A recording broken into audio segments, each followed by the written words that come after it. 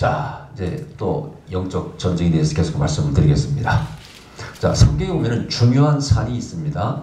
자, 출애굽기 19장에 나오는 시내산이라고 하는 호렙산이라고 하는 산은 이스라엘 민족이 처음으로 자기들이 믿는 신을 거기서 만나서, 즉 강림하신 하나님을 만나서 거기서 계약을 맺었어요. 시내산 계약이라고 하는 계약을 맺어서 그 내용이 뭐냐? 너희가 내 명령을 지켜 준행하면은 너희는 나의 백성이 되고 나는 너희 하나님이 되리라. 신앙의 고향이 바로 시내산입니다. 이스라엘 민족은, 우리 민족은 그 당시에 살았던 선조라 지금 살고 있는 사람들이나 후대에 태어날 모든 사람이 그때 시내산에 있었다, 이런 표현을 씁니다. 그것은 바로 아브라함의 후손은 당연히 계약 가운데 들어가서 그 시내산에서 맺은 계약의 유효함 속에 있다는 뜻이에요. 그래서 이제 우리는 믿음의 조상인 아브라함을 통해서 그 계약 가운데 들어갔지 않습니까? 그래서 신앙의 시작점이 바로 시내산이라고 말할 수 있습니다. 여기 이 이제 구약의 유명한 갈멜산은요, 잃어버린 신앙을 회복한 산이에요. 왜냐하면 우상 숭배로 말미암아 하나님의 저주가 임하고 징계가 임하고 3년 반 동안 그 땅에 강물이 들었지 않습니까? 다시 그것을 회복시켜주고, 그래서 바알과 아세라 신을 섬기는 그 선지자들, 제사장들과 850대 1로 싸워서 이 엘리야가 이김으로써 이스라엘 하나님은 진짜 하나님은 누구시라고요? 여호와 하나님이라. 그걸 여기서 증명했고 다시 신앙을 회복한 산이 갈멜산이에요. 이건 불이 떨어지는 산입니다. 우리의 신앙은 바로 그런 거예요. 시내산의 신앙, 거기서 시작해서 하나님을 만나고 계약을 맺고 하나님 백성이 되어서 이제 어떻게 불이 떨어져서 하나님이 정말 우리 하나님인가, 그 여호와 하나님이 진짜 살아계신 우리 하나님이고 이 우주를 통치하시는 유일하신 하나님, 이 체험을 해야 돼요. 그게 바로 갈멜산이라 그런 얘기입니다. 신약에 보면은 마태복음 11장에 변화산이 나오죠. 이 변화산은 겟세마네 동산이라 감람산이라고 부르는데, 여러분 겟세마네 동산 아시죠? 기름털이라 그런 뜻을 가지고 있다고 했죠. 기름을 짜는 듯한. 그래서 예수님께서 그런 참으로 피같이 흐르는 땀방울을 흘리셨어요. 기름을 짜듯이. 이것은 고난을 말하는 것입니다. 성경에서 중요한 것이 바로 고난의 메시아라고 그랬죠. 고난 받으신 하나님, 그것은 인류를 위해서 우리를 위해 희생하시는 하나님을 나타내신 것이고, 그래서 이 감람산도 아주 중요한 의미가 있습니다. 또 마태복음 17장의 변화산은 뭡니까? 거기는 모세와 엘리야가 나타나죠. 그래서 예수님이 바로 하나님이신 것을 증명하는 것이 바로 변화산이에요. 모세는 율법의 대표, 엘리야는 선지자의 대표라고 말씀드렸죠. 그래서 율법이 증거하고 선지자가 증거한다는 그 뜻이에요.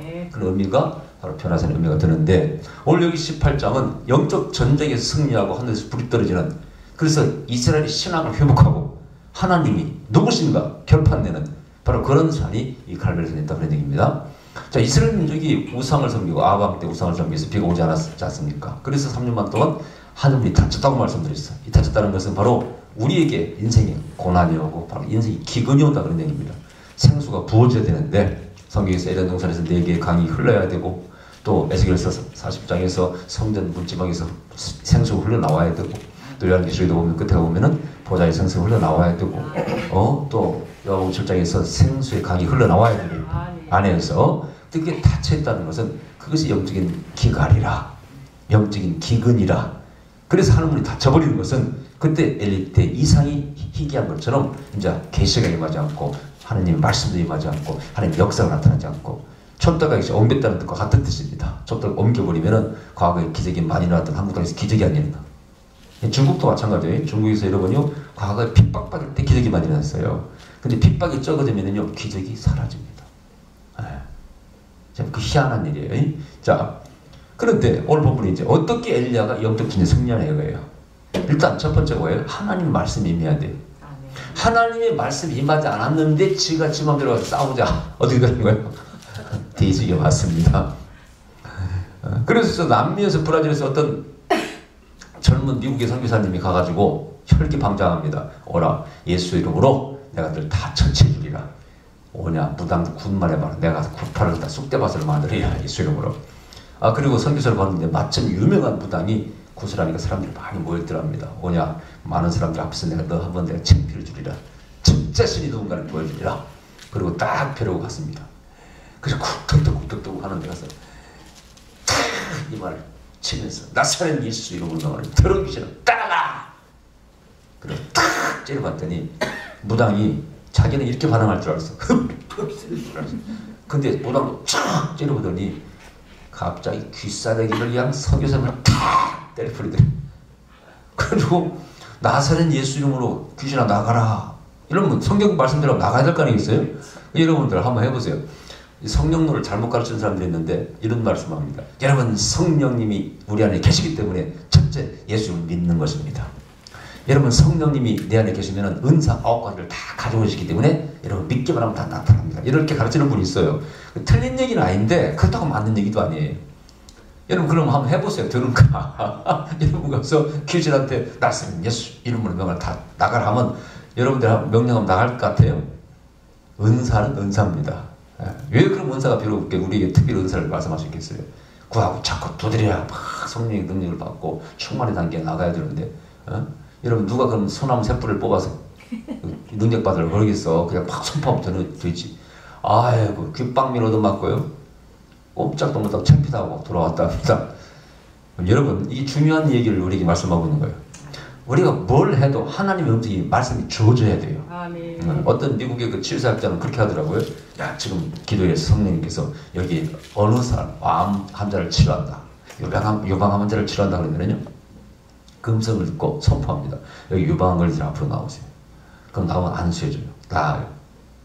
또 여기 또 어디 아픈 사람 7명 나오세요. 숫자를 또 얘기하더만. 그럼 또 7명과 비슷하게 나오더만 또 희한하게. 그래서 또 기도해 줍니다. 근데 어느 집회 가서 자신만만하게 여기 무슨 병 걸린 사람 10명 나오세요. 딱. 근데 그날은 사람들 반응이 이상하고 10명도 안 되고 또 나와서 기도했더니 안 낫는 거예요. 그래서 하나님께 아니 하나님 저를 이렇게 망신 주십니까?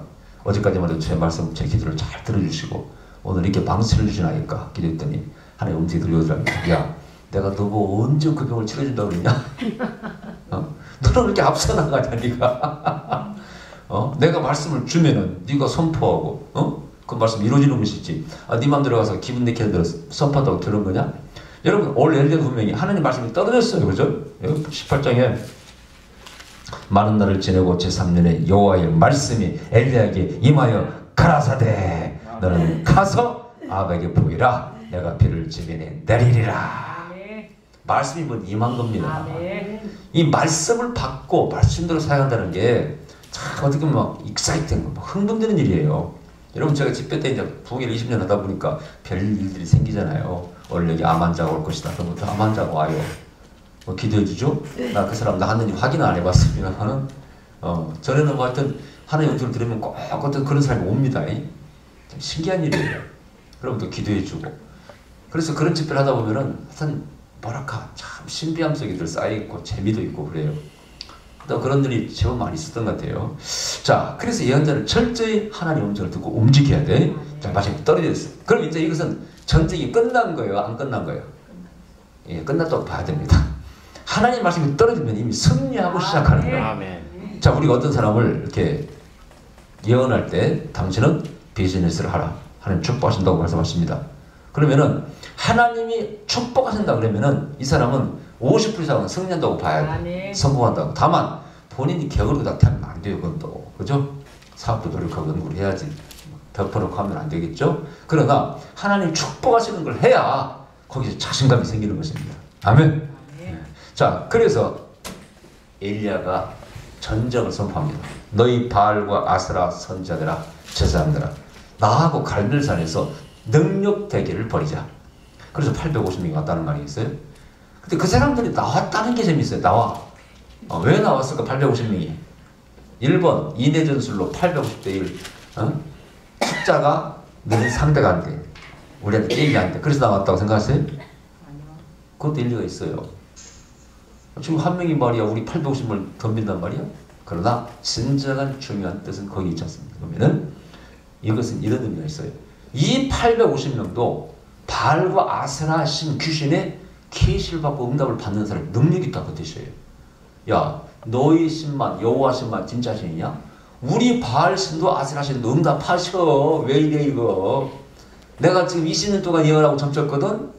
귀신도 쫓고 병자도 고치고 이런 부담도 하지 않습니까? 한국의 부담들도. 나도 체험 있고 나도 괜찮은 사람이야. 영빨이 센 사람이야. 자신 있게 나오는 겁니다, 여러분요. 보세요. 한국 이상을 예언되기를 버리자고 무당들 나오라면 안 나오겠어 무당들이? 그동안 예언한 사람들이? 나오겠어 안 나오겠어요?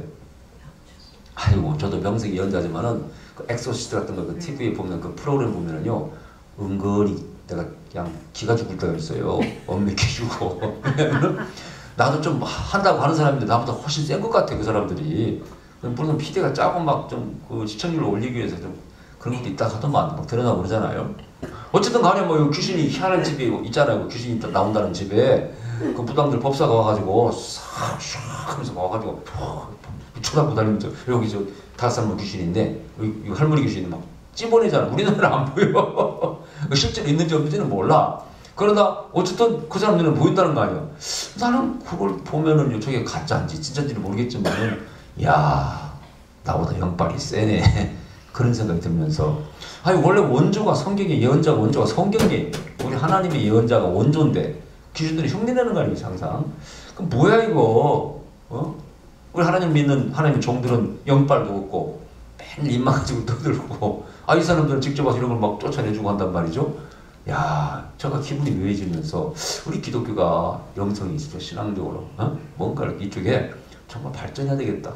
성령 충만해야 되겠다. 그런 생각을 하면서 저도 조금은 합니다. 저도 조금은 해. 이 예언사역을 하다 보면은 뵈려고를 다 해요.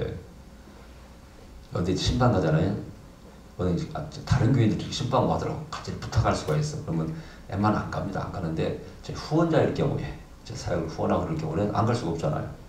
가면은요 한 분 저 어디 갔는데 그 저한테 부탁하는 거예요. 목사님 우리 방방이 좀 기도 좀 해달라요. 방방이 다니면서 기도 좀 해달라요. 그게 무슨 얘기냐면요 방에 귀신이 있는 거 없는 거 좀 봐달라는 뜻이에요. 내가 기본이 내가 무슨 이런까지 해야 되나.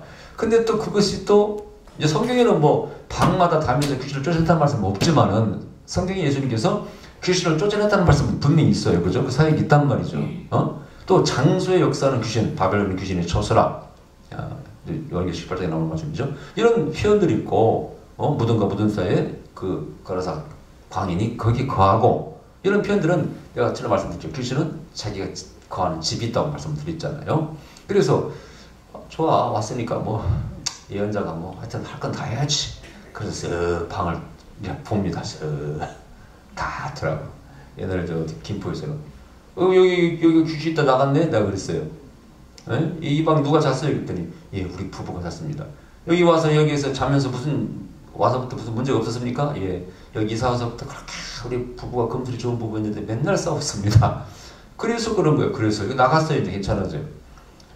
또 지하에 가서 여기도 뭐 이 더러운 귀신들이 많았고 여기 뭐 하던 자리 예 우리 이사 오기 전에 여기서 전 주인이 아니 그냥 한 천장에 뭐 붙어있더만 그 뭐라 그러죠? 얼룩덜 전부 다 막 뭐라 합니까 그 춤출 때 나이트클럽에 돌아가는 거야. 뭐 그런 거 설치해놨어. 그러니까 과거에 그 사람이 예수 안 믿는 사람이 그래서 막 자기 그 별장에서 아주 그냥 환락 그런 장소를 만들어 놓은 거예요. 그걸 사고 들어간 거예요. 그러니까 그런 집 사서라면 안 됩니다, 여러분이. 우리가 여기 성경에 귀신 다 어디까지 있겠어? 그런 데가 있겠지, 귀신이 다. 그죠? 영적 청소를 해야지. 하여튼 그분은 거기 이사 가가지고 어려워진 분이에요. 사업이 어려워지고, 막 재판 걸리고. 그래서 가서 귀신을 쫓아내주고. 또 어떤 집에 가서 또, 일산에 가서 또, 파주 쪽에 가가지고, 목사님도 한번 둘러봐 주세요. 그래가지고, 아이고, 내가 참, 별짓을 다 한다. 그 2층에 올라가서 딱 보니까 2층 자기들 안방 앞에 거기가 좀 문제가 있더라고요. 그래서 좀 문제가 있다고 했더니 그렇잖아. 전에 오늘 목사님이 여기 조심하라 그러더라고. 그래서 또 거기서는 이제 성경에는 이제 예를 들어서 축사가 다 있지 않습니까? 구체적인 걸 다 기록하지 않았다 할지라도 실제로 교회사에 요즘 보면은 무슨 영화 또 뭐 무슨 나왔잖아요. 그 테마 무슨 신부라든가 이런 것들이 교회사는 얼마든지 있습니다. 이런 것들 갖다가 영적인 종들이 다 해왔어요. 지금들 방송에 보면은 막 그런 거 나오잖아요. 전에도 뭐 엑소시스트 보면은 어느 능력 있던 목사님을 또 불러다 가니까 그 양반은 성경책을 머리에다 올리고 하는데 그 귀신이 안 나가대. 그래서 법사 가서 해가지고 뭐 하니까 뭐 좀 좋아졌다고 나오고 그걸 보니까 또 목사 창피당하겠더라고. 그런 생각이 들어. 그때 저럴 때는 좀 김성긴 목사를 좀 불러 찾아왔으면 생각이 들면서 또 오는데 어떻게 가서 또 내가 물론 축사도 해보고 다 해봤지만은 장담을 못하는 거 아니에요, 그죠? 거기서 기도해서 뭐 좋아지라는 법 장담을 못하잖아요. 그래서 두 마음이더라고. 나한테 좀 찾아오지. 이론적으로 많이 알지, 제가 사역도 많이 해봤기 때문에. 그러나 내가 그때 사역을 해서 뭐 이게 뭐 효과가 없다면 그것도 창피당할 일이고 참. 그 두 가지 마음이 아유, 그래서 참 마음이 복잡해지더라고. 그래서 그런 사역을 해오잖아요. 그런 사역을 합니다. 물론 역시 이름만 가지고도 뭐 집에 귀신이 역사한다는 걸 알 수 있잖아요. 그런 얘기를 많이 했지 않습니까? 그래서 이런 사역을 해오는데 영적 전쟁이 실제 있다 그런 얘기죠. 그래서 이 바알과 아세라 선자들도 자들도 계시와 응답을 받았기 때문에 자신있게 나온 거라 그런 얘기죠. 네 신만 신이냐? 내 신도 신이다 그런 얘기죠. 그런데 문제는 재밌어요. 뒤에서 결과적으로 나오지만은 바알과 아세라 선지자들이, 그 제사장들이 아무리 춤을 추고 방정을 떨어도 그 신이 나타나질 않아요. 난중이라 막 자학을 하잖아요. 피를 내고. 그래도 안 나타나. 이게 중요해. 이미 하나님께서, 여호와 하나님께서, 유일하신 이 우주의 통치자, 창조자 하나님이 이 전쟁을 묶어버린 거야. 바알과 아세라를 묶어버렸다. 이런 출애굽기 보면은 내가 먼저 왕벌을 보낸다고 말씀했어요. 그 왕벌이 천사를 말하는 겁니다. 그 땅을 지배하는 영들을, 그 귀신들을 묶어버린다는 뜻이에요. 이게 영적 전쟁이 굉장히 중요합니다. 우리 앞서 나가 하셨던 선들을 저기 목사님 책에도 보면은 뭐 회계권, 불교권을 집회할 때는 항상 중부기도자가 그 지역을 잡고 있는 그 귀신을 묶어버린다는 그런 기도를 하라고 되어 있어요. 일리가 있는 얘기예요. 이 성경에 보면 다 그런 원리가 되어 있어요. 그래서 묶어버린 거야, 하나님께서. 그러니까 힘을 발휘를 못하고 나타날 수가 없어요. 이게 중요한 겁니다.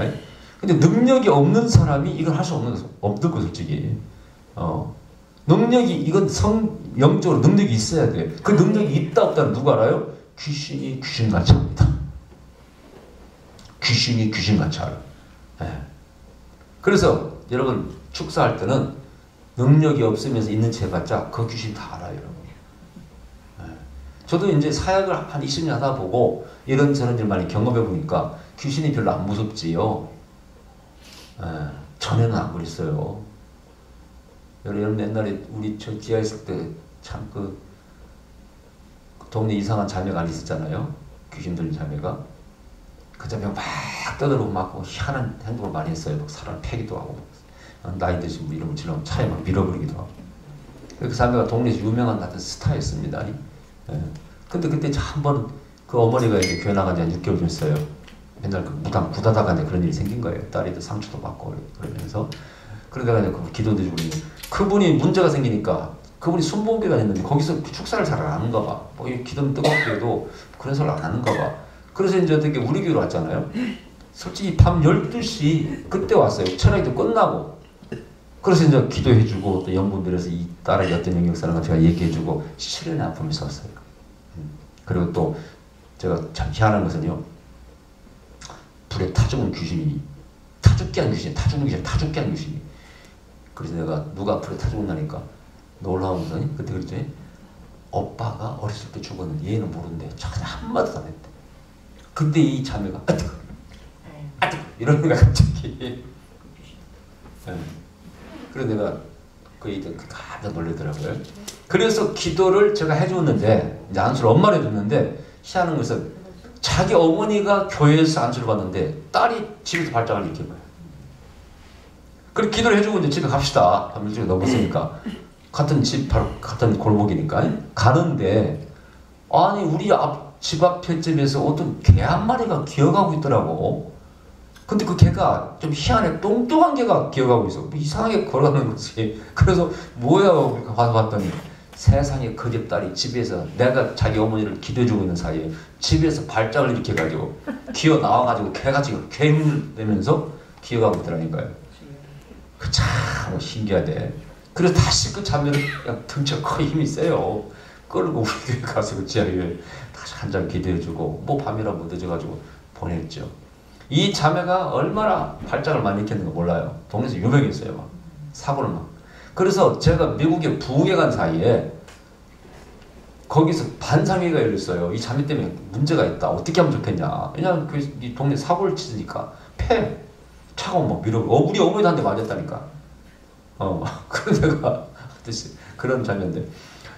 근데 재밌는 것은 우리 교회가 아주 동네에 소문이 났었는가 봐요. 뭐 이렇게 축사도 하고 치유도 하고 그런 일이 이제 서로 입에서 계속 옮겼는가 봐. 세상에 이런 일이 있는가. 반상의 결론이 어떻게 나느냐. 이 자매는 능력 있는 교회로 보내야 된다. 구리 영락교로 보내야 된다. 결의를 했어.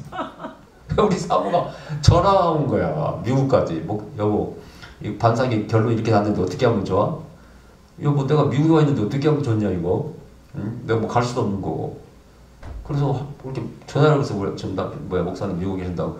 그래서 그 자매를 할 수 없이 여기 어디에 있는 문막인 거지 기독교 정신병원에 보냈어요. 근데 놀라운 거군요. 그 자매가 거기서 완쾌가 됐습니다. 나는 거기서 이렇게 치료에 대해서 말을 문 떴어요, 제가. 내가 어떤 정신병에 걸린 혹시 귀신 현상이랄지라도 내가 치료할 수 없는 사람을 붙들고 오래 있으면 안 되겠구나. 그런 사람은 또 현대의학의 힘을 빌려서 치료를 받게 해줘야 되겠구나. 그 자매가 완쾌돼서 퇴원을 했습니다. 그래서 그 얘기를 듣고 내가 지금 방문했잖아요. 방문했더니 그 자매가 멀쩡해가지고 아이고 목사님 오셨습니까? 인사를 하더라고. 깜짝 놀랐어요 제가. 근데 그 자매가 웃기는 얘기, 옛날 지나간 얘기인데 그 자매가요 저를 좋아했다 하더라고. 엄마가 그러는데 우리 딸이 목사님을 좋아하는가 보대. 그게 그 자기를 실현을 준 헤어졌다고 하더라고요. 연인아 실현을 준 그 반사의 생각이 나한테 온 거예요. 그 엄마 얘기를 그래요. 저를 지나가면 그 잠이 좀 2층이거든. 쳐다보는데 이렇게. 그리고 그런데 내가 웃어서 참 잘생겼다. 참 잘생겼다. 내가 그래서 그 자매한테 참 잘생겼다는 말을 처음 들었네. 그런데 어쨌든 간에 그 자매가 치료했다는 건 난 거기서 굉장히 그 치료의 어떤 뭐랄까 세계에 대해서 저도 물론 축사를 해서 치료된 적 있잖아요. 우리 집사까지 있잖아요. 근데 어떤 힘들어 안 드는 것은 병원에 보내야 되겠다. 그래서 저는 항상 그 방법을 중요하게 여깁니다. 붙잡고 막 고생시키지 않아요. 이것은 여기서 되게요. 이게 귀신이 빨리 나가는 경우에는 귀신이 들어온 지 얼마 안 되면서 빨리 나가면 금방 치료가 되는데 오래되면요 시간이 많이 걸려요. 몇 년이 걸릴 수도 있어요. 그럴 바 어떨 때는요 정신병원에 치료하는 게 더 좋을 수가 있습니다. 고집하면 안 돼요. 그래서 거기서 깨달아서 그 뒤에 어떤 또 젊은 부인이 또 그런 정신 이상이 돼서 소개로 왔는데 우리 교회를 즉시 저는 내가 딱 보니까 상처에서 왔고 이걸 안수 한번 몇 번에서 들게 하더라고요. 그래서 바로 제가 그 또 병원을 보내드렸어요. 그랬더니 놀라운 건 그분도 거기서 완치가 됐어요. 그래서 저는 이게 너무 일방적으로 제 생각대로 막 안수 받으세요. 몇 달 딱 오세요. 이렇게 하지 않습니다. 딱 봐가지고 기도해서 이 사람은 깊은 상처에서 왔고 좀 시간이 걸리겠다 싶으면 일단은 여기 수영도 못 하잖아. 우리 위해서 자고 먹고 할 수도 없는 거고 또 그 사람들이 매주 우리 교회 올 수도 없는 거고 불가능한 일이기 때문에 치료가 안 됩니다. 그때 그냥 가 보내라고 합니다. 그때 깨달은 거예요. 일단 그런 일이 있어서 자 그래서 이제 이 무당들도 그런 사역을 하고 우리도 하지 않습니까? 이때 이제 우리 본문 가운데 여기서 진짜 하나님이 누군가가 드러나. 드러납니다. 이미 하나님께서 바알과 아사를 묶어버렸어요. 네. 이건 이제 게임이 끝난 거예요, 사실은요. 그러나 과정들이 있어요. 자, 오늘 본문에 여기 엘리야가 이런 요구를 합니다. 여러분, 자, 형제들이요. 다 모이시오. 오늘 본문 뭐라고 되어 있습니까? 엘리야가 모든 백성을 향하여 이르시되 내게로 가까이 오라. 백성이 다 저에게 가까이 오면 저가 무너진 여호와의 단을 수축하되. 이 단이라는 것은 제단을 말하는 것이 오늘 예배를 말하는 것이죠. 무너진 단을 수축했다고 되어 있습니다. 그러니까 바알과 아세라 아합 때문에 또 그 부인 아세라 때문에 이세벨 때문에 바알과 아세라를 섬겼잖아요. 천재 그냥 이스라엘 천재 우상 섬기는 제단밖에 없다 그런 얘기죠. 하나님께 제사를 안 드렸다 그런 얘기예요. 이것을 회복시킨다 그런 얘기예요. 이것을 오늘날 재미는 예배의 경배의 회복이라고 말할 수 있어요. 오늘날 제3의 물결이 들어오고 영성들이 들으면서 같이 들어온 게 뭐냐? 경배라고 말할 수 있어요. 과거의 찬송하고 다른 과거 예배 형태와 다른 예배를 드리는데 과거는 우리 예배가 그렇잖아요. 자, 먼저 교회 기도하고 하고 찬송 하나 부르고 주기도문 하고 이렇게 양념적으로 찬양을 집어넣습니다.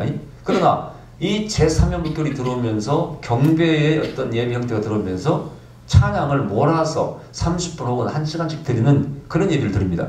그럼 딱 찬양에 몰입에 들어가는 것이죠. 우리가 그걸 갖다가 지성소에 이르는 찬양이라고 합니다. 아멘. 그럴 때 하늘 문이 열리고 아멘. 성소에서 기름 부음이 흘러온다는 거예요. 아멘.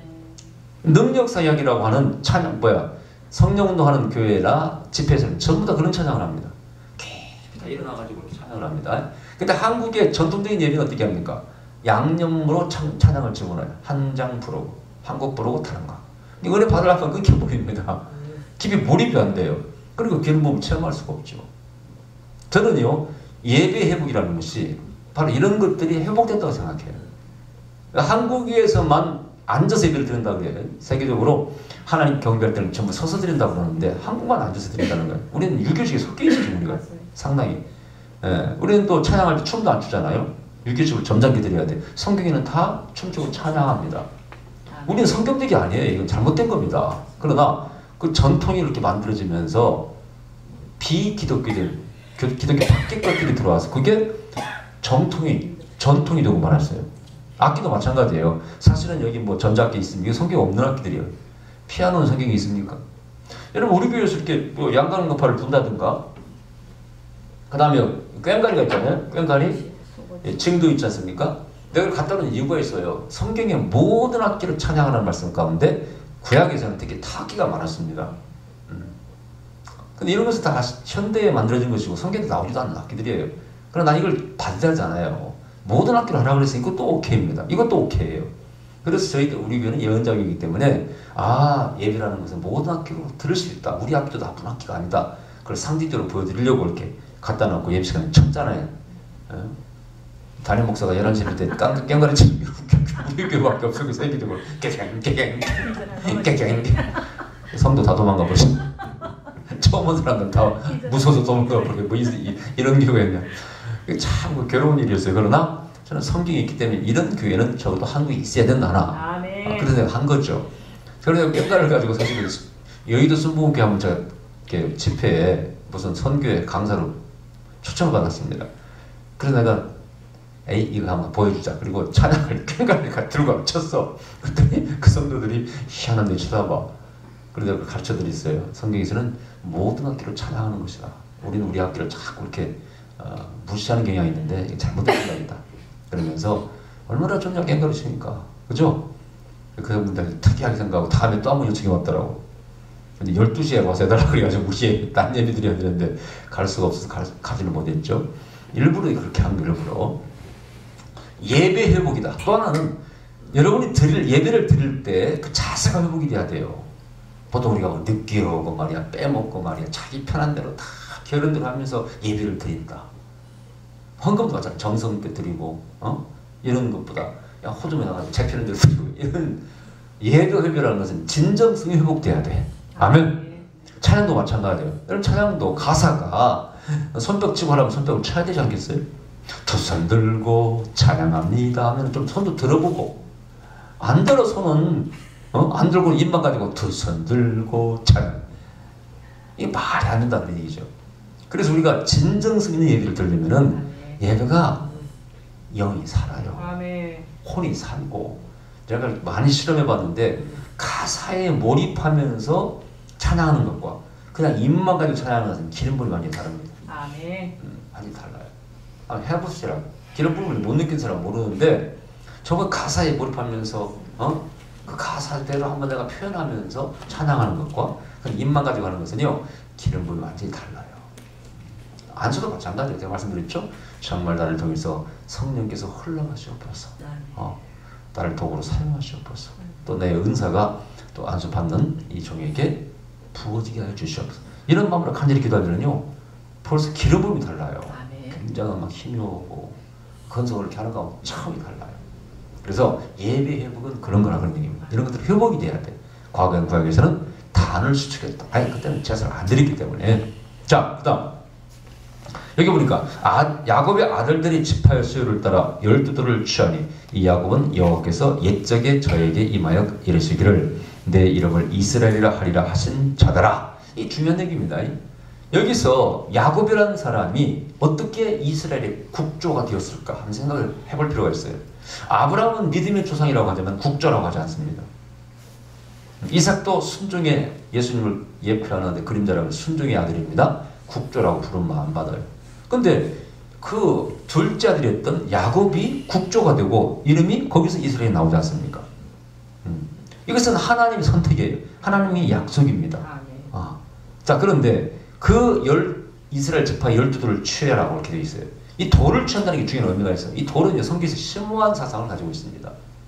이 성경에서는 바위란 말과 반석이란 말, 돌이라는 말 이런 말로 쓰이게 있는데 신약에서도 산돌, 흰돌, 모퉁이돌 이런 돌이 있죠. 전부 다 하나님과 예수님을 나타내는 말들이에요. 고린도전서 10장에서는 신령한 반석, 예수님을 가르쳐 말하는 말씀이에요. 그리고 이 돌이 출애굽기 19장에서는 바로 십계명이 거기에 기록됩니다. 토라가 기록되게 돌에다 기록합니다. 그래서 이 돌은 뭘 의미하느냐? 돌 자체가 가지고 있는 그 성질이 영원성이에요. 돌이 영원히 오래가잖아요. 그래서 말씀을 거기 기록한 것이죠. 흙에다가 이름을 기록한다는 것은 그건 멸망당할 장의 이름이에요. 그게 바로 저 요한복음에 18장에 나오는 얘기예요. 땅에다 이름을 글자를 썼다는 거 아니에요? 그것이 예레미야에서 나오는 말씀을 가지고 한 건데 그것이 바로 흙에다가 이름을 기록한 자는 멸망당할 자는 피가 오면 지워져 버리잖아요. 돌에다 이름을 기록한다. 흰돌에 기록한다는 것은 그것이 바로 돌이 가지고 있는 영원성을 의미하는 것이기 때문에 영원히 그건 구원받을 자, 복받을 자를 의미하는 것입니다. 아멘? 돌은 그런 의미가 있어요. 이 돌을 취했다는 것은 계약을 새롭게 한다는 뜻이에요. 그럼 계약을 왜 새롭게? 계약이 무너졌잖아요. 우상을 섬기는 순간 이스라엘 하나님과 이스라엘 백성의 계약이 깨져버렸다 그 뜻이에요. 그래서 하나님과 이스라엘 백성의 관계는 내가 세 가지 계약 관계라고 그랬죠. 하나는 신랑과 신부의 계약, 하나는 상거래 계약, 하나는 왕과 신하의 계약이라고 말씀드렸어요.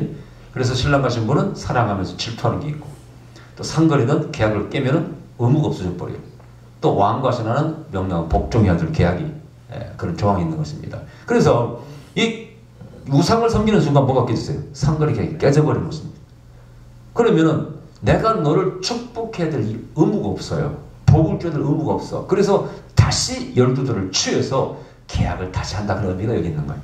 이것은 뭐냐 오늘 우리가 어떤 하나님께 축복과 은혜를 구하려면은 내 신앙이 하나님께 그것을 구할 만한 합당한 것인가, 합당한 상태에 있는가, 내가 자녀인가, 의무를 다하고 있는가 좀 내가 돌아봐야 돼. 보세요. 하나님 축복을 구하려면 좀 11조도 하고 주일수도 봉사도 해야지. 하지도 않으면서 쭉 축복해 주세요. 손을 탁 잡아. 내가 너한테 왜 줘? 네가 다 무슨 관계인데? 생각해 보시라고. 이게 전부 다 신앙이라는 게 이것은 정말 의미 없는 신앙이에요. 우리가 어떤 의무를 다할 때 내가 당연히 하는 게 구할 담대함이 있는 거예요. 그걸 담대한 믿음이라고 하는 거예요. 내가 이렇게 해왔기 때문에 이제는 아버지께서 나를 축복하여 주시옵소서 하면 구할 자격이 생긴다 그런 얘기예요. 그런 자격을 여러분 갖추셔야 됩니다. 할렐루야. 근데 그걸 못하면은 염치도 없죠 사람. 염치도 없어. 누구야 그 감리교 의사 누구죠 그 간증 쓰신 분이 누구예요? 원중수 박사 간증이 다 크게 내용이 좋아요. 늘 전도합니다. 환자에게 전도해. 예수 믿습니까? 전도해서 결심시키면 적어놔. 나중에 그 간호원이 문제를 일으켜서 주사를 잘못 놔가지고 환자가 살이 썩어 들어가야 되는 그런 실수를 저질렀을 때 이분이 그 전도한 환자 기록부를 가지고 다 꺼내가지고 그걸 들고 새벽 기도를 갑니다. 다 펼쳐놓고 그 기도했다는 거 아니에요? 아버지요. 제가 이렇게 매달 며칠날 이 사람을 영원 구원했고 이 사람이 복음을 전했습니다. 다 이렇게 하면서 하나님 제가 지금 큰 위기에 처해 있는데 이제는 아버님께서 저를 도와주셔야 됩니다. 근데 자기 마음에 그렇게 평강이 몰려오더라는 거예요. 그래서 믿고 돌아왔는데 다행히 살이 안 썩었다는 거예요. 그 간증이 나옵니다. 그게 바로 담대한 믿음이에요. 제가 이렇게 했나이다. 이제 아버지께서 저를 축복하여 주시옵소서. 아멘. 네, 그런 것도 있어야 돼. 계약을 새롭게 한다는 그런 거예요. 내가 하나님의 자녀가 되었습니다. 내가 계명을 지키겠나이다. 때때로 서원님도 그래서 필요한 거예요. 주여, 내가 이렇게 주 앞에 드립니다. 주께서 저를 축복하시옵소서. 그런 원리가 들어있는 것입니다. 자, 그 다음 돌을 취한다는 의미고 여기 보니까 예, 32절에 저가 여호와의 이름을 의지하여 그 돌로 단을 쌓고 단으로 돌아가며 곡식 종자 두세를 용납할 만한 도랑을 만들고 라고 되어 있어요. 이 도랑을 만든다는 건 나중에 물 붓는다는 얘기죠. 이게 중요한 의미가 있어요. 자, 세상의 불과 세상의 물은 상극입니다. 서로 꺼 상극이에요. 그죠? 근데 성경에서는요, 요한복음 3장에서 말씀하셨다시피 물과 성령으로 거듭나. 이것이 바로 홍해를 건널 때 거기서부터 시작되는 겁니다. 홍해를 건널 때 이스라엘 민족이 세례를 받았다고 되어 있잖아요. 그 바다를 건널 때 물을 통과하는 것이죠. 그때 또 뭘 통과해요? 불기둥을 통과하잖아요. 불기둥이 보호를 받잖아요. 그래서 물과 불이 거기서 사실은 유래가 됩니다. 의미가 거기서 나온 거라고 볼 수가 있는데, 재밌는 것은 물이 뭘 의미하냐 이거죠. 물이 씻는 것만 의미한다, 그렇다고 볼 수가 없어요. 때때로 물은 은혜를 의미합니다. 이 도랑을 판다, 그래 물이 고인다는 거 아니에요? 도랑을 판다는 것 자체가 영적으로 해석해 보면요, 바로 회개를 의미한다고 볼 수 있어요. 내 마음을 파야 돼. 여기에 보세요, 죄가 가득 차 있어. 여기에 편협된 신학이 들어있어요. 그러면 절대 은혜 보이지 않습니다. 보세요, 은사를 부정하고 방언을 부정하고 통변도 부정하고 뭐 이런 거 다 부정한 사람들한테 아무리 성령 설계해봤자 받아들여요? 들어가 고일 수가 없습니다. 파내야 돼. 아멘. 저도 그런 과정이 있었죠. 저도 뭐 통합교 목사니까 이런 성령과 은사를 알 게 뭡니까 제가. 잘 가르치는 분도 없고. 그때 저도 몰랐죠. 목사 안수 받고 개척해서 기도하면서 그때서야 이런 세계가 열리고 그런 거죠. 그러니까 부정적인 그런 신학 생각들, 편협한 생각들 다 버려야 돼. 네. 또 죄악이 들이있으면 안 돼. 상처가 많은 것도 안 됩니다. 상처 많은 곳에요, 말씀 던지면은 튕겨 나오고. 네. 모든 걸 자기 경험에서 이해하거든, 판단하고. 이게 파이지 않는 나는, 없어지지 않는, 또랑이 만들지 않는 나는 물이 고이질 않아. 그리고 영적으로 보세요. 물이 고일 때, 즉 은혜가 임할 때 거기 불이 떨어집니다. 아멘? 자, 실제적으로 우리가 방언을 받고 불 어떻게 받아? 눈물을 흘리면서 회개할 때 성령이 불이 떨어지고 방언이 열려. 먼저 물이 보입니다. 그래서 회개하면 물이 나와. 물이 있는 곳에 불이 떨어져. 그런데 참 또 과학적으로 재밌는 것은요, 물이라는 것이 불입니다. 사실은요.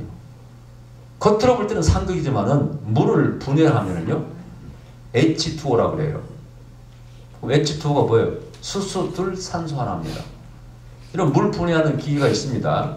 전기 분해하면 물이 산소 하나와 수소 두 개로 분리되는데 그걸 불 붙이면 탑니다. 그게 불이에요. 사실은요. 재밌어요. 그러니까 실제로 우리가 과학, 이 세상에서는 물과 불은 상극이지만은 이게 물이 분해되면은요, 이게 불이 되어버립니다. 영적에서는요, 물과 불이 하나입니다. 아멘. 네. 틀리지 않습니다. 그래서 은혜가 임할 때 거기에 성령의 불이 떨어져. 할렐루야. 그런 의미가 여기 담겨 있다고 볼 수 있는 것입니다. 자, 또 나무를 버리고 송아지의 각을 떠서 나무 위에 놓고 이르되 통넷에 물을 채우다가 번제물과 나무 위에 부으라 하고, 이 고기 위에 재물 위에 물을 붓는 거예요. 이게 우리 상식적으로는 불이 안 붙죠. 그러나 영적에서는 불이 분다는 뜻이에요. 그게 중요합니다. 그 다음에 여기 이제 각을, 송아지 재물을 올리라는 것이죠. 이 재물이라는 것이 성경에서는요, 우리가 생각할 때 오해할 수가 있어요. 아, 재물을 바치면은 제사장들이 받아가지고 일부는 하나님께 태워서 번제를 드리고 나머지는 잡수겠지. 예? 또 성경에 화목제는 먹으라고 되어 있잖아요. 화목제는 먹으니까 먹는 거겠지. 이렇게 생각하는 수가 있어요. 근데 성경에서는요, 그 재물의 의미가 참 중요한 것이, 일단 성경에서는 왕께 나아가는 자는 절대 빈손으로 갈 수가 없어요. 예물을 들고 나가야 되어 있어요, 이게. 그래서 어떻게 보면은 왕을 만나는 어떤 중요한 매개체가, 또 필수품이 재물, 예물이에요. 우리는 왕 예수께도 몰래 갖고 황금 몰래 갖고 뭘 유황을 가져왔잖아요. 그냥이 아니, 내 집에 올 때는 빈손 오지 말라는 그런 출애굽기 말씀도 다 그런 원리가 있어요. 그게 창세기 15장에 보면 정확히 아브라함에게 하나님께서 내가 어떻게 하나님을 믿겠습니까 했을 때, 그럼 믿게 해주면 하고 요구한 것이 네가 3년 된 송아지, 양념소, 비둘기를 가져오라고 되어 있어요. 이것이 뭡니까? 하나님께서 잡수려고 하는 게 아니죠. 네가 나와 관계를 맺으려면은 재물을 배줘요. 이것이 신약에서 예수님의 십자가에 의해서 화목제로 바뀝니다. 화목제라는 의미가 있어요. 절대 예수님을 속점으로 할 수 있겠지만 번점으로 하지 않습니다. 화목점이라는 표현을 씁니다. 그것이 뭡니까? 하나님과 인간을 가깝게 한다 그 뜻이에요. 재물이 우리를 하나님과 가깝게 한다 그 뜻이에요. 여기에서 우리가 서원예물이라든가 소원예물의 의미가 있는 거예요. 구약에서는 속죄제 그런 의미가 있는 거죠. 화목제물에. 이 신약에 없을까? 아니라 저는 신약에서 드리는 헌금 행위에 구약의 제사의 의미가 그 제물의 의미가 담겼다고 생각합니다. 그렇잖아요, 여러분요. 우리 헌금할 때 감사해서 드리고 많이 뜻을 담아서 드립니다, 그렇죠? 그래서 그것이 신약에서 저는 살아있다고 봅니다. 특히 우리가 어떤 응답을 받기 위해서 저는 그런 얘기를 많이 하죠. 영적 전쟁에서 제가 어떤 문제를 응답받고 뚫고 돌파해 나가려면은 저는 아브라함처럼 단을 쌓으라. 재물을 드리고 때로는 소원님들 바치라 이런 얘기를 합니다. 왜냐하면은 그게 이론이 아닙니다. 현실이 그렇습니다. 내 마음을 간절히 담아서 표현할 수 있는 것은요 입만 가지고 되는 게 아니에요. 때로는 40일 작정기도, 금식기도, 또 때로는 회개문제 드리고 이런 것이 신앙의 행위에서 필요한 것들이에요. 그걸 너무나 강조해서 성도를 막 착하듯이 하면 안 되겠지만은 적어도 그런 것들이 필요합니다. 그리고 실제 그렇게 했을 때 응답이 많이 떨어져 사실은요. 왜냐하면 정성이 닿기 때문에 그래요. 이건 세상 이치 아닙니까? 정성이 없는 것과 정성이 있는 것 차이는 큰 거 아니겠어요?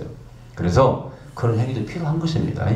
저는 항상 그렇게 권합니다. 인생에 문제가 어려운 문제가 있습니까? 항상 소원님을 바치고 기도하세요. 누구한테나 권합니다. 이걸 어떤 사람 오해하는 사람이 있어요. 특히 목회자들이 오해합니다. 내가 나한테 바치라고 한 줄 알고. 그게 아니고 당신은 성경의 이치를 따르세요. 나는 아브라함에게 배웠고 왜 아브라함이 가는 곳마다 단을 쌓았을까요? 가는 곳마다 위기가 있기 때문에 하나님 응답이 필요했어요. 보아서 필요했어요. 그래서 단을 쌓고 응답이 떨어져 불이 임합니다. 그때 아브라함은 움직입니다. 이걸 배우십시오. 삶의 지혜입니다. 신앙의 지혜입니다. 자, 그 재물의 의미라 그런 얘기입니다. 그러니까 부었어요. 저녁 소재 드릴 때 이르러 선지자 엘리야가 나아가서 말하되 아브라함과 이삭과 이스라엘의 하나님 여호와여. 여기 아브라함과 이삭과 야곱의 하나님. 이게 무슨 뜻입니까? 이것이 뭐냐면은 아브라함 때도 역사하시고 이삭 때도 역사하시고 야곱 때도 역사하시고 그 계약이 유효해서 흘러내려옵니다. 지금도 역사하셔요. 어제나 오늘이나 영원토록 동일하신 하나님 그 뜻이에요. 네. 역사를 관통하시는 어제도 계셨고 오늘도 계시고 영원히 계신 하나님, 살아계신 하나님, 이런 의미를 가지고 있는 것입니다. 이스라엘 중에서 하나님이 되심과 내가 주의 정의 됨과 내가 주의 말씀대로 이 모든 일을 행하는 것을 오늘 알게 하옵소서. 이 기도 내용이 참 좋은 내용이에요. 진짜 하나님께서 이스라엘 하나님이 증명된 해 보이소 이 뜻이에요. 여러분 이런 기도를 들으셨어요? 한번 들어본 적 있어요? 하나님 진짜 살아계십니까? 기도원처럼 한번 좀 증거를 좀 보여주세요. 진짜 하나님이 유일하신 영원하신 하나님이고 나의 살아계신 아버지 하나님이시고 내 기도를 들으신 하나님, 내가 하나님이 종된 것을 좀 증명해 보여주세요. 내 체면 좀 세워주세요. 내 기도 한번 들어주세요. 이게 참 중요한 기도예요. 아멘. 제가 지금 이렇게 하는데 이거 내가 내 마음대로 하는 게 아니라 하나님께서 이걸 하라고 하셔서 뜻대로 행하는 것을 하나님이 좀 보여주세요. 어떻게 불이 떨어지면은 응답이 임하면은 믿지 않겠어요? 아멘. 이거 참 중요한 얘기예요. 제가 요즘 부흥회 가서나 환자라든가 기도 생활할 때 전부 이런 마음으로 합니다. 나는 내가 능력이 있다고 믿잖아요. 우리 예언정 화보면 합니다만은 내가 뭐 치연사가 막 있다고 요즘 믿고 싶지 않아. 다만 하나님을 믿으려고 해요. 아멘. 내가 열심히 사랑으로 정말 그 영혼을 위해서 열심히 기도해주면은 아마 하나님이 분명히 역사하실 거다. 그걸 믿음으로 하지. 내가 막 치연사가 있고 이런 생각 다 버려버렸어요. 제가. 대표적인 단독에서 정신 이상한 자매 3일 동안 열심히 난수해서 똑같아. 동물 흉내를 내고 뭐 집회 방해가 되고 내 방에 들어와서 계속 기도해주고 내 팀은 절을 따라다니고 3일 동안 그렇게 기도해주도요 별로 효과가 없더라고. 근데 성령께서 말씀하셔. 분명히 좋아질 거예요. 내가 오면서 그랬어요. 별 책도 없는데 여러분 반드시 자면 좋아집니다.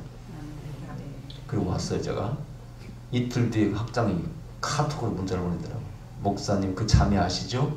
오늘은 한 번도 발작을 일으키지 않았습니다. 나는 뛸 듯이 기뻤어요. 오직께서는 같이 갔던 목사님이 치유 전문 목사님인데 저한테 그랬어요. 김 목사님, 이런 사람은 내가 경험 많은데 안 됩니다. 그냥 놓아도 가재. 그런 뜻이에요. 힘들 건 안 된대. 나는 그랬어요. 아니, 한국의 성동생이 강사인데 내가 오라고 그랬거든? 현지 전도사님이, 중국 사람이, 이런 사람이 교회에 있는데 어떻게 할까 그래서 내가 데려오라고 했거든. 성령께 데려오라고 하더라고. 근데 내가 그냥 포기하면 어떻게 되겠어요, 생각이. 그냥 나이랑 포기하고 진짜 사랑으로 했어요. 사랑으로. 심지어는 어깨도 풀고 예수피 하면서 나는 뭐 은사했다고 생각 안 했어. 내가 뭐 누구를 봤다가 안진을 일으키고 병자를 죽은 자를 살린 적 한 번도 없으니까 자신 없거든. 저는 그런 거 솔직히. 뭐 병자도 많이 나왔습니다만은 한 번도 자신 없어. 치유는 예언은 조금 합니다만은 자신이 없어.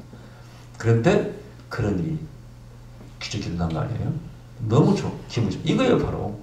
하나님, 내가 좀 하나님 정된 거좀 체면 좀 세워주세요. 아멘. 아멘. 아멘.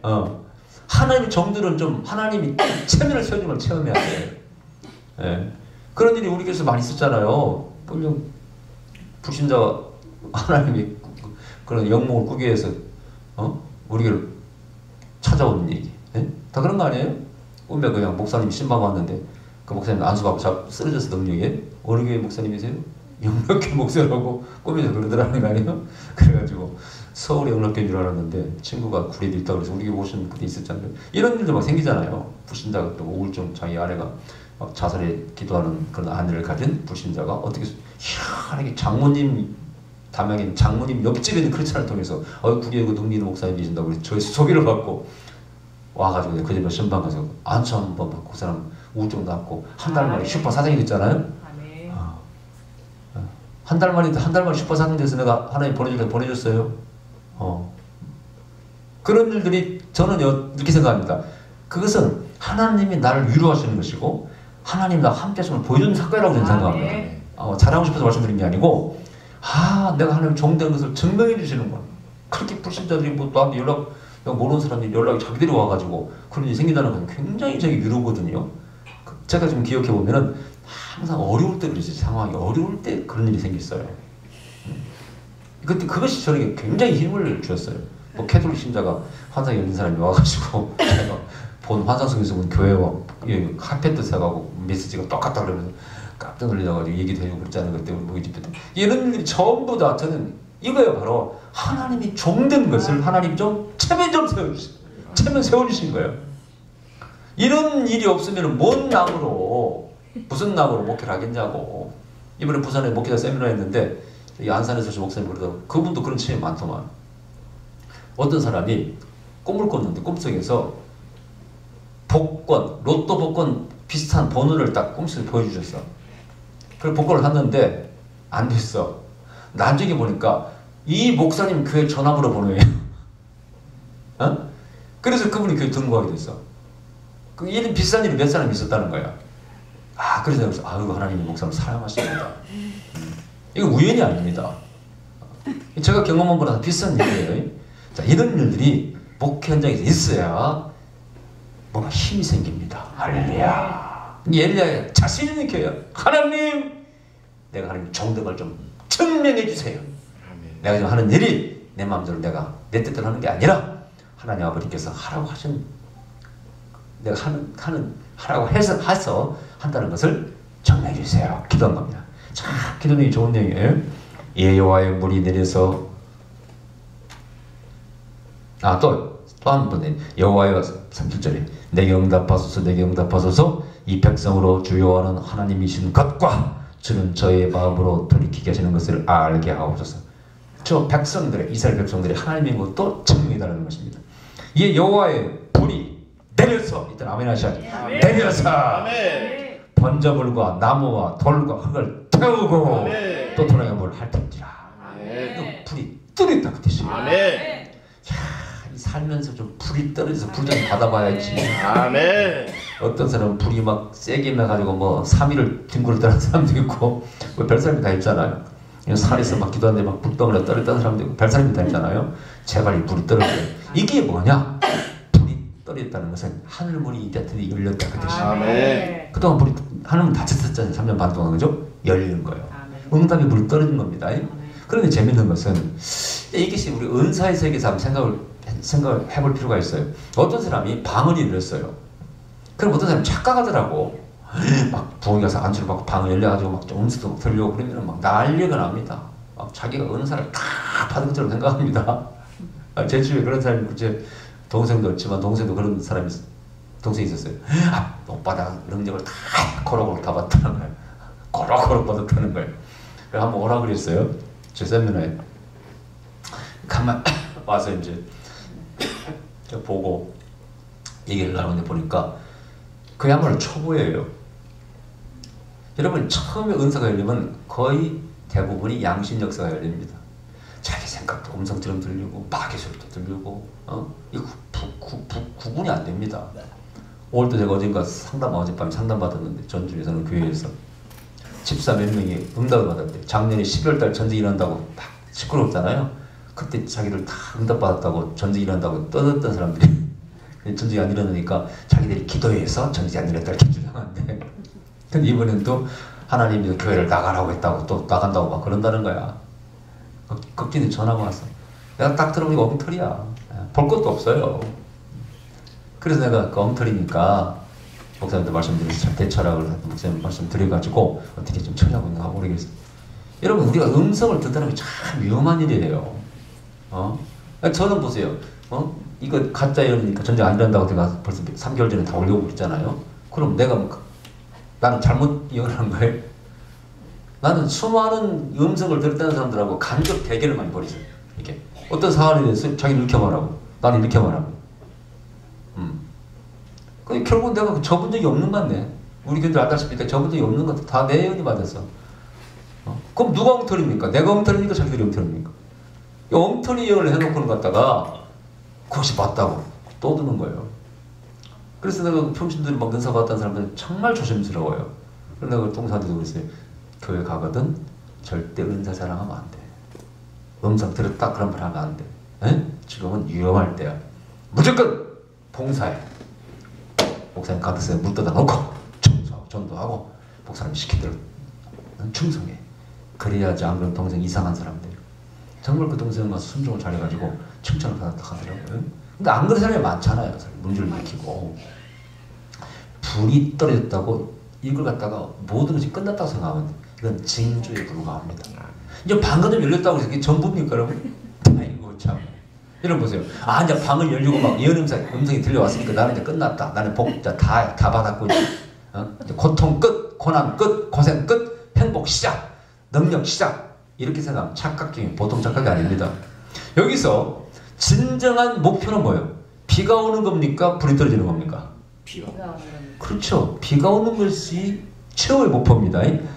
불이 떨어지는 것은 하나님께서 사인이에요. 사인. 내가 응답하겠다는 사인입니다. 그걸 보고 엘리야가 아니시오. 가소서. 걱정하지 말고 식사하시러 가시오. 하고 얘기하지 않습니까? 우리가 방언이 떨어지고 뭐 예언이 임했을 때 그것은 절대 궁극적인 축복과 응답을 가져오는 게 아닙니다. 그건 도구가 하나 온 거예요, 여러분. 하나의 사인이 온 겁니다. 그렇게 생각하셔야 돼요. ቁ점 열렸다고 전부라고 생각하면 큰 착각입니다. 여러분 주의해 보세요. 음성 좀 듣는다는 사람들, 방언 좀 한다는 사람들이 뭐 목회를 크게 잘합니까? 아니면 사역을 봉사 다닙니까? 그걸로 절대 다니는 게 아니에요. 거기에 만원을 쌓아야 되고 최종적인 것은 진짜 사역 가운데 열매가 맺혀야 돼요. 아멘. 아이고 참 문제 일으킨 사람 많습니다. 옛날 우리 집사가 왔는데 음성을 듣는다는 사람인데 우리 교회는 모은사들 환영하니까 왔는데 영 행동이 이상한 사람이야. 인상파티 희한하게 생긴 사람인데 이 교회 와서도 파당을 자꾸 만들려고 그러고 뭐 이상한 행동을 하더만 그 사람이 결국은 나갔어요. 그 사람이. 근데 그런 사람은 어디 가서나 문제를 일으킵니다. 이 사람들은 은사라는 것 자체가 그게 목표라고 생각해요. 여러분 은사는 도구에 불과한 것입니다. 성령 체험은요 하나의 사인이라고 보면 돼요. 거기서 더 훈련하고 닦아야 되고 은사가 일어나게 하고 확인을 해야 되고 점검을 해서 은사가 진정한 무기가 되고 도구가 되어서 그걸 가지고 성령 열매를 맺으려고 이렇게 합니다. 아멘. 은사 다음에는 열매가 맺혀야 돼요. 많은 사람이 오해하고 있어요. 불받았다고 끝난 게 아닙니다. 자, 그래서 여기서 엘리야가 왕을 이제 보낸 다음에 자기는 더 기도합니다. 머리를 달상에 가리에 집어넣고 기도해요. 그러면서 종잡고 야, 너 저쪽에서 하늘에서 구름이 오는가 봐라. 오늘 보면 뭐라고 되어 있어? 그래서 아합이 먹고 마시러 올라가니라 엘리야가 갈멜산 꼭대기로 올라가서 땅에 꿇어 엎드려 얼굴을 무릎 사이에 넣고 그 사원에게 이르되 올라가 바다편을 바라보라. 자가 올라가 바라보고 고하되 아무것도 없나이다. 가로되 7번까지 다시 가라. 안 보면 7번까지 다시 가라는 거예요. 7번째 이르러서는 저가 고하되 바다에서 사람의 손만한 작은 구름이 일어나나이다. 7번 나만 장군이 바로 요단강에 7번 목욕한 것과 비슷한 얘기입니다. 이건 7번 7이라는 것은 영적인 완전수라고 했죠. 이게 바로 응답받을 때까지입니다. 많은 사람이 한테 그래, 목사님 작정기도라 그러면 제가 작정기도를 얼마나 해야 됩니까? 물어요. 그럼 난 항상 그래요. 응답받을 때까지 하세요. 대개 기도 원장들이 자 40일 딱. 그럼 막 집사들이 그러더라고. 자 40일 떨어졌 기도 떨어졌다고. 근데 40일 뒤에 뭐 응답이 안 떨어졌어. 그럼 다시 가서 아직 안 이루어졌어. 그러면 40일 더. 이것이야말로 웃기는 얘기입니다. 웃기는 얘기예요. 그래서 나는 그런 말 절대 하지 않습니다. 난 응답 받을 때까지 하세요. 이게 성경 원리라 그런 얘기예요. 그래서 나중에 보니까 손바닥만 구름이 떠올라요. 이게 바로 징조입니다. 축복의 징조. 이 손바닥만한 구름이 이제 실제로 우리가 어떻게 일어나냐. 실제로 자 은사가 없는 사람은요 되게 영몽으로 꾸어집니다. 영몽으로 꾸어져. 이렇게 좋은 꿈이 꾸어져. 자 악한 게 떠나가는 꿈이 꾸어집니다. 뱀을 때려 죽인다든가 막 짐승들이 나간다든가 소고름 귀신 나간다든가 이런 것들이 꾸어지고 생수가 부어주고 막 집이 지어주고 쌀가마가 들어오고 막 좋은 꿈들이 꾸어져. 되게 징조. 특히 영적인 부흥. 제가 부흥에 참 20년 다니면서도 꼭 부흥을 가면 벌써 이미 한 주간에 그 전에 며칠 전에 영몽을 꾸어. 그 집회 때 일어날 일을. 그런 사람 되게 은혜를 많이 받습니다. 그런 케이스가 너무 많아요. 그래서 이건 징조라 그런 얘기죠. 자, 징조가 임했을 때, 자, 꿈을 꿨어요. 솔로몬처럼 꿈에서 하나님 응답하셨어. 어떻게 되겠어요? 그걸 땡겨와야 돼. 솔로몬은 감사헌금을 드리고 신복들을 부려서 잔치적으로 돼 있죠? 우리한테 더 기도해야 돼. 영차, 영차, 영차. 복을 막 땡겨와야 돼. 그게 바로 구하고, 찾고, 저들이라. 똑같은 말씀이에요. 막 땡겨와야 돼. 사람들이 땡겨올 줄 모릅니다. 땡겨올 줄 조금 하다가 목사님 할 만큼 했시오. 저도 할 만큼 했시오. 얼마 했시오? 예, 40일 작정이 됐고 뭐요? 그걸 하나님 40일 하면 복도 주시고 한다 그래서? 그건 아니지요. 여러분, 그건 자기 생각이죠. 60 넘은 70이 넘은 할아버지 목사님이 40일 금식기도 하고 저희 오셔가지고 저한테 쫄쫄쫄 따라다니면서 목사님 저는 40일 금식했는데 왜 능력을 아무것도 안 주십니까? 맨날 묻더라고.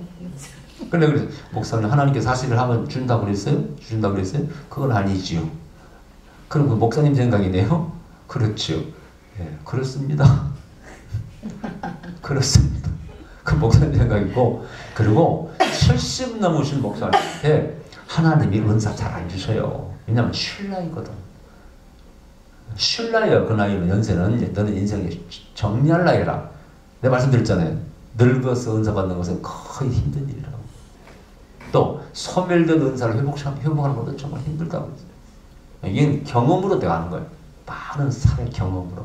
그래서 한 은사를 받으면요 잘 간직도 해야 되고 유지를 해야 돼요. 손을 안 시키고. 그 다음에 나이가 드신 분들은 그냥 적당히 은사를 그냥 받은 건 잘 지키시고 이제 은퇴를 쉬시기 바랍니다. 젊어서 좀 그러시지 70 넘어서 은사 달라고 하나님이 주시겠냐고.